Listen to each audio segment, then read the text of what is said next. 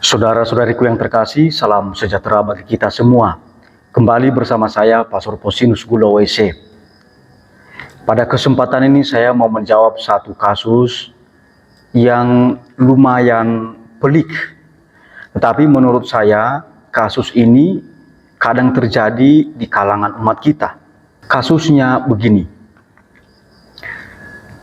Pater Postinus, salam kenal. Saya GN.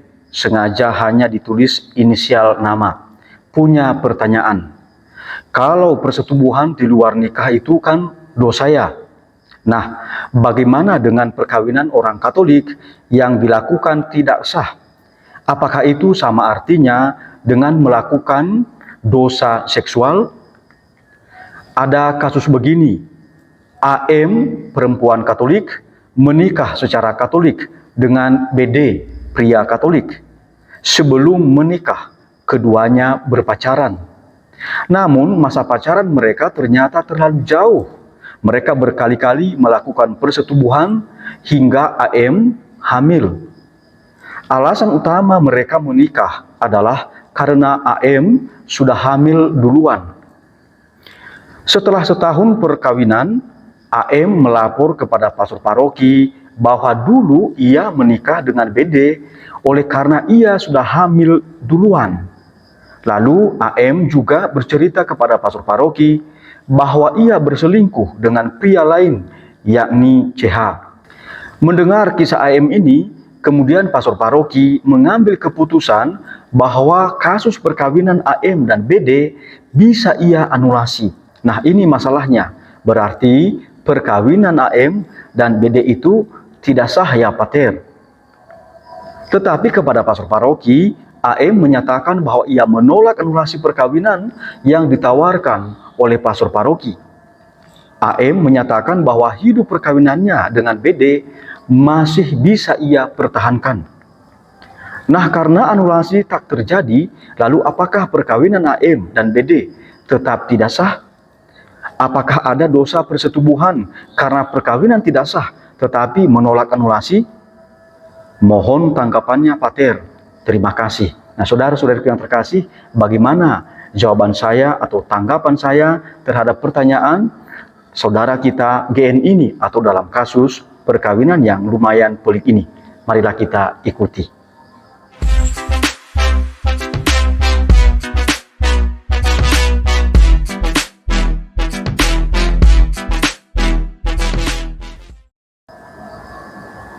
Saudara-saudariku yang terkasih, kalau kita jeli, sebenarnya masalah utama kasus ini adalah AM mengharapkan ada nasihat dan solusi agar ia tetap mempertahankan perkawinannya dengan suaminya, BD, dan melepaskan diri dari perselingkuhan dengan pria lain, yakni CH.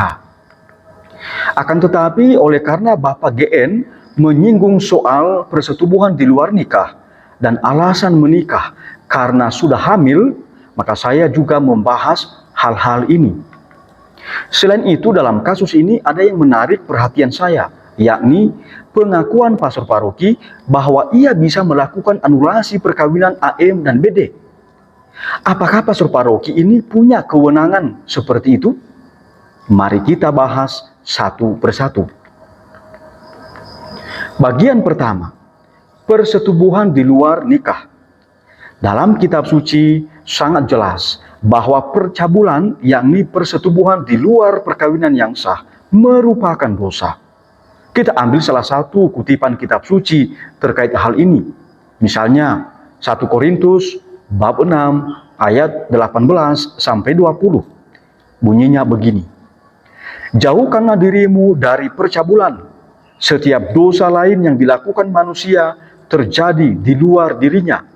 Tetapi orang yang melakukan percabulan berdosa terhadap dirinya sendiri. Atau tidak tahukah kamu bahwa tubuhmu adalah bait Roh Kudus yang diam di dalam kamu, Roh Kudus yang kamu peroleh dari Allah, dan bahwa kamu bukan milik kamu sendiri. Karena itu muliakanlah Allah dengan tubuhmu. Sekali lagi, sabda Tuhan ini dikutip dari 1 Korintus bab 6 ayat 18 sampai 20. Dalam kutipan kitab suci ini ada dua ajaran penting yang perlu kita sadari dan hidupi. Pertama, Tuhan memberi martabat istimewa kepada tubuh kita sebagai bait Roh Kudus. Martabat ini tidak dimiliki oleh ciptaan lainnya. Oleh karena itu, tubuh kita mesti kita jaga kesuciannya agar tetap pantas sebagai bait Roh Kudus. Dengan menjaga kekudusan tubuh kita, maka kita sudah memuliakan Tuhan Allah dengan tubuh kita. Kedua, persetubuhan di luar nikah sangat jelas sebagai perbuatan dosa yang menajiskan dan merusak tubuh kita sebagai bait Roh Kudus. Perbuatan ini tidak patut dilakukan oleh umat Allah yang kudus. Hal itu bisa kita baca misalnya di dalam Efesus bab 5 ayat 3. Gereja melalui Katekismus Gereja Katolik nomor 2353 menyatakan bahwa persetubuhan di luar nikah yang sah antara seorang pria dan seorang wanita merupakan pelanggaran besar terhadap martabat pribadi dan seksualitas manusia itu sendiri. Sebab dari kodratnya sendiri, persetubuhan yang sah harus dilakukan dalam perkawinan yang sah dan diarahkan kepada kebaikan suami istri, kelahiran anak, dan pendidikan anak-anak. Dalam Katekismus Gereja Katolik ini pula ditegaskan bahwa persetubuhan pranikah merupakan skandal berat karena merusak moral anak-anak muda. Katekismus Gereja Katolik nomor 2396 kembali menegaskan bahwa fornicatio atau persetubuhan di luar nikah yang sah termasuk dosa yang sangat melanggar kemurnian. Bagian kedua, alasan menikah karena sudah hamil. Saudara-saudariku yang terkasih, ada fenomena yang sangat memprihatinkan kita pada zaman sekarang. Kaum muda-mudi yang menjalin relasi pacaran, ada banyak yang jatuh dalam seks pranikah. Rupanya mereka saling jatuh cinta karena lebih dominan didorong untuk menikmati aktivitas seks. Banyak di antara mereka tidak mengarahkan masa pacaran mereka untuk saling mengenal dan membangun komitmen untuk membentuk keluarga Kristiani pada masa yang akan datang.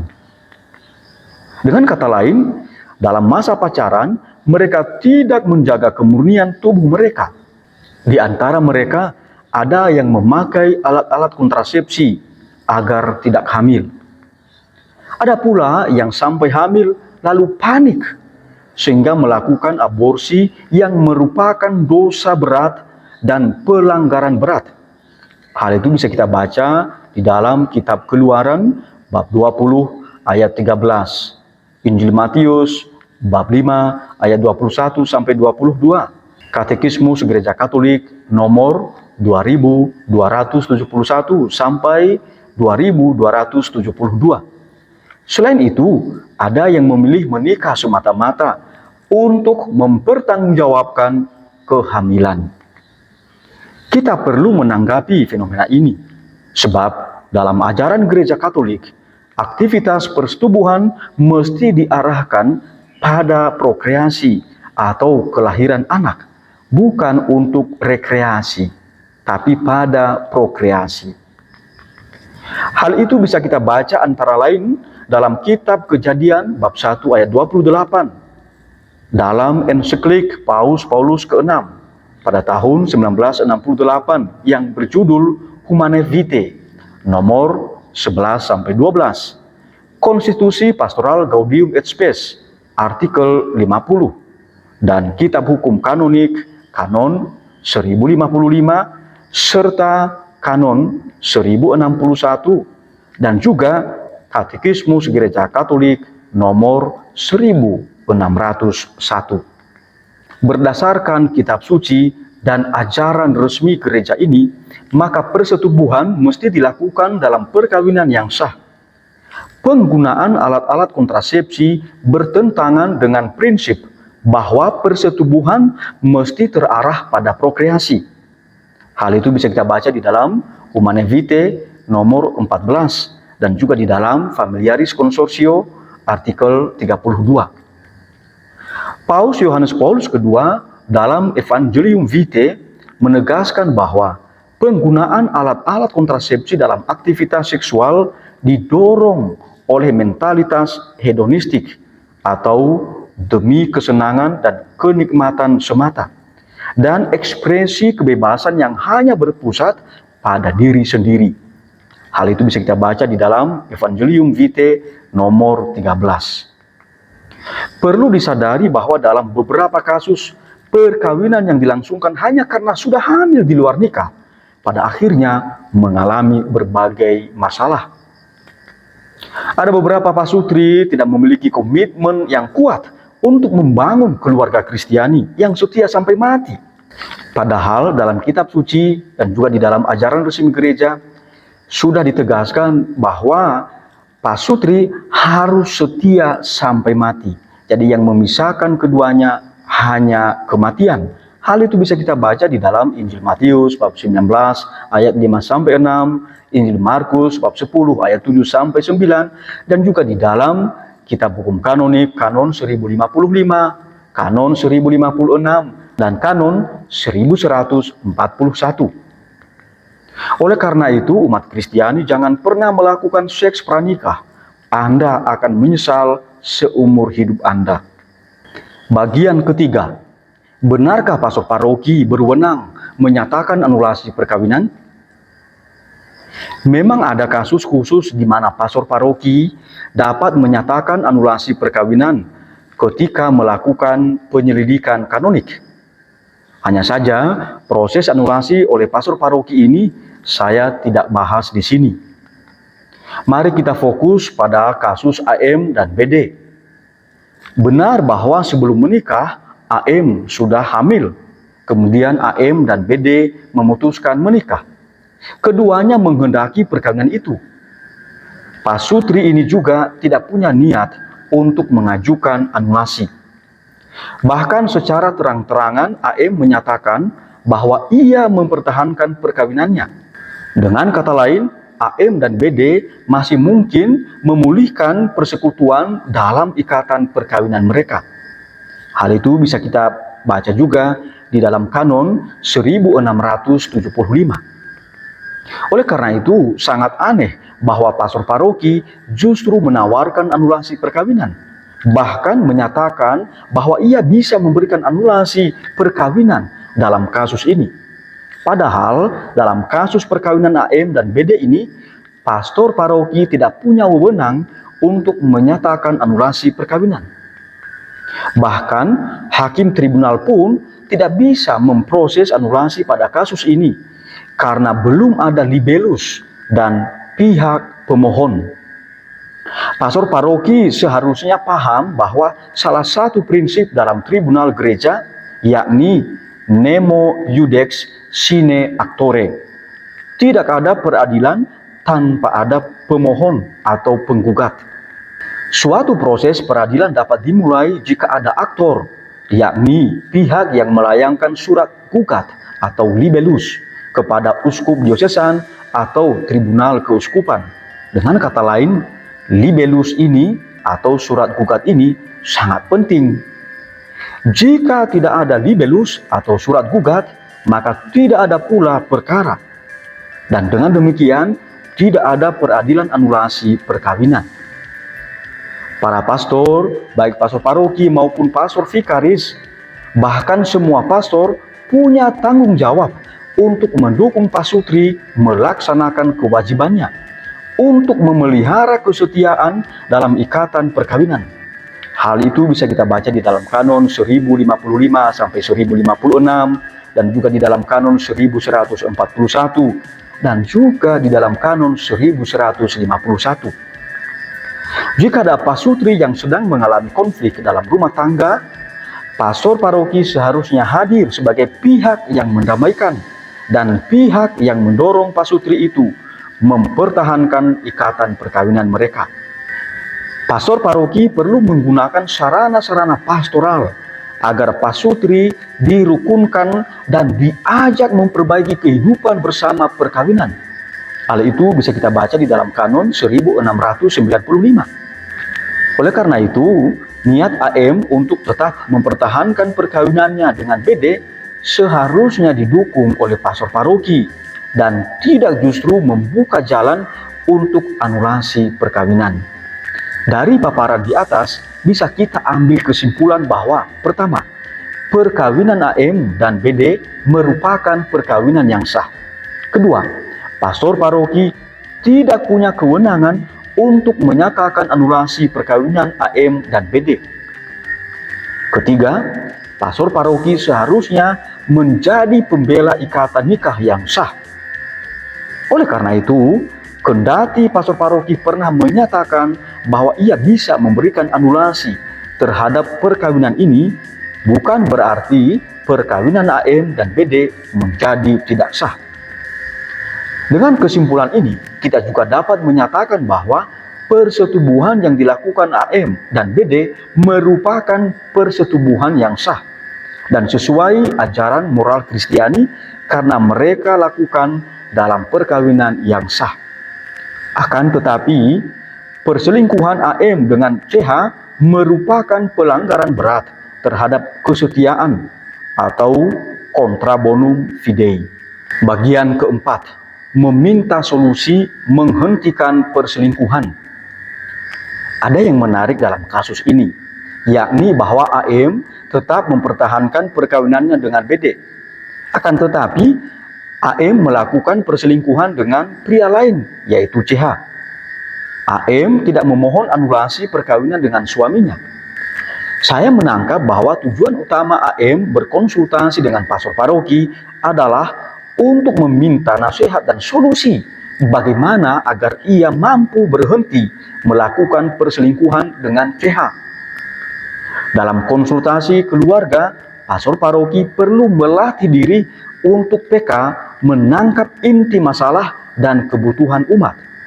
Dalam kasus ini, jelas sekali yang menjadi inti masalah dan kebutuhan AM adalah solusi untuk menghentikan perselingkuhan dan bukan membatalkan perkawinan. Oleh karena itu, seharusnya pastor paroki memposisikan dirinya sebagai mediator dalam kasus ini. Dengan demikian, AM dan BD dapat diajak untuk rukun dan setia dalam ikatan perkawinan. Pastor paroki perlu mendorong AM agar menghentikan perselingkuhannya dengan CH. Misalnya, AM diminta berhenti bertemu berduaan dengan CH. AM berhenti menanggapi sapaan mesra atau romantis dari CH. Dalam banyak kasus, intensitas pertemuan dan sapaan ini yang membuka pintu untuk terjatuh lagi dalam perselingkuhan yang berkelanjutan. AM perlu berani menyatakan kepada CH bahwa ia telah punya suami yang sah dan oleh karena itu ia tetap setia kepada suaminya. AM perlu didampingi agar menyadari bahwa perselingkuhan merupakan tindakan yang mencederai perkawinan sebagai simbol relasi dan kesatuan Kristus dengan gerejanya. Hal itu bisa kita baca di dalam Efesus bab 5 ayat 22 sampai 33. Perselingkuhan itu juga telah melanggar perintah Tuhan terkait larangan perzinahan, melanggar perintah Allah ke-6 berdasarkan kitab Keluaran bab 20 ayat 1 sampai 17. Tentu saja saudara-saudariku yang terkasih, ada langkah-langkah lain yang perlu dilakukan secara bijak. Misalnya, AM perlu mencari waktu yang tepat dengan cara-cara yang bijak untuk meminta maaf kepada suaminya. Tindakan yang tepat dan bijak perlu diperhitungkan agar ketika suami mengetahui informasi perselingkuhan AM ini, suami atau BD tidak mengalami syok yang justru merusak ikatan perkawinan keduanya. Dalam waktu yang tepat dan dengan cara-cara yang bijak, pastor paroki dapat pula mendampingi BD agar mau menerima istrinya, kendati banyak salah. Dan jika memungkinkan berbicara dengan pria CH, ingat, jika memungkinkan, perlu juga menasihatinya agar berhenti mengganggu rumah tangga orang lain. Tentu saja usaha-usaha melakukan rekonsiliasi seperti ini membutuhkan waktu yang lama, kepekaan, kesabaran, dan kerendahan hati untuk mengampuni pihak-pihak yang bersalah. Saudara-saudariku yang terkasih, sebelum menutup jawaban saya ini, marilah kita renungkan nasihat Paus Fransiskus dalam anjuran apostolik Amoris Laetitia. Paus Fransiskus sangat mengharapkan agar di masing-masing keuskupan, dan saya usul juga di paroki, disediakan layanan rekonsiliasi dan mediasi, bahkan pusat konseling keluarga. Hal itu bisa kita baca di dalam Amoris Laetitia artikel 242. Dengan kata lain, Paus mengharapkan agar para pastor dan pelayan pastoral membantu pasutri keluar dari krisis dan konflik keluarga yang sedang mereka alami. Itu saja saudara-saudariku yang terkasih yang menjadi jawaban dan tanggapan saya terhadap kasus perkawinan yang dialami oleh saudara kita AM dan BD ini. Tuhan memberkati.